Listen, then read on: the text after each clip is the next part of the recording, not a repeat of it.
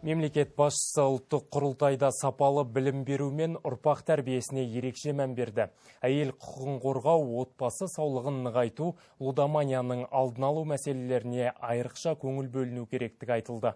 Әсіресе балалардың қауіпсіздігін қамтамасыз етуде батыл қадамдар жасалып жатыр. Ұлттық сананы жаңғырту мемлекет жүргізіп отырған басты саясаттың бірі. Президент айтқан міндеттерге орай ұстаздар қауымы да өз ойларын білдіріп жатыр. Қазір енді өзің жақсы білесіздер, ақпараттық технологиялардың дамыған заманы. Сондықтан да цифрландыру дейді, одан кейін мынау жасанды интеллект, міне осыны қазір дамып келе жатыр ғой. Соны дамыған сайын дамыта түсуіміз керектігі сонда баса айтылған болатын.